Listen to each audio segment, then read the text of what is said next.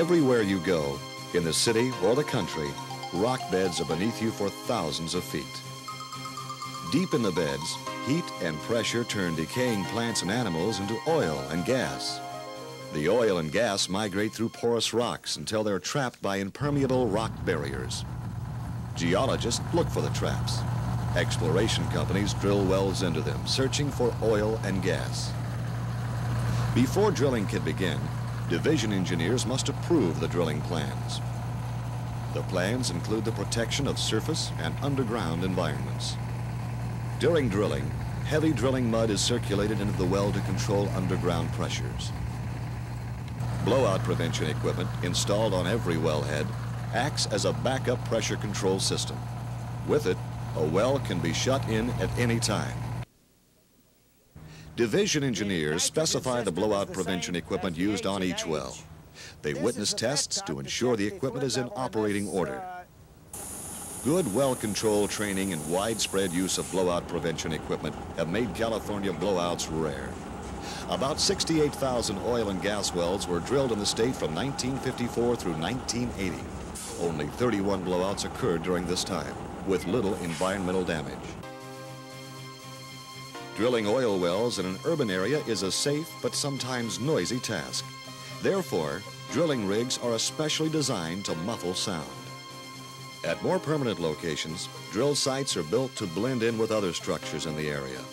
About 26 wells will be drilled from this San Fernando Valley site. 77 wells have been drilled from inside this yellow building in Los Angeles. Derricks on this landscape drilling island in Long Beach Harbor have been mistaken for apartment buildings. Most oil and gas wells are drilled through water zones.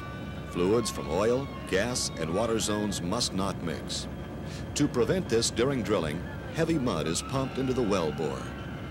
These zones are sealed when sections of pipe, called casing, are cemented in the hole. Cement is pumped down the well, through the casing, out beneath it, and back to the surface. To check the cement seal, operators may be required to conduct a water shutoff test witnessed by a division engineer.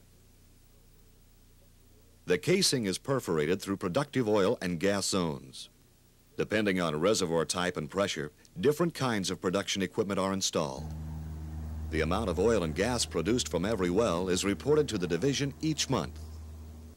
Sometimes, sumps are dug on oil and gas leases. The sumps, open depressions holding oil and water, can be dangerous to wildlife. 12 years ago, the division began to locate and classify California oil field sumps. Today, all of the hazardous sumps have been screened or eliminated. Good housekeeping is encouraged at all oil and gas leases.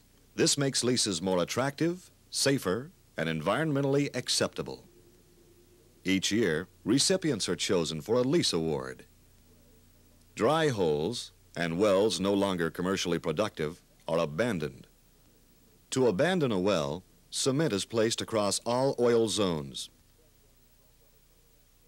freshwater, saltwater contact zones, and at the surface. The rest of the well is filled with heavy drilling mud. Before 1915, many California wells were abandoned incorrectly. Today, when these wells are found, they are properly abandoned.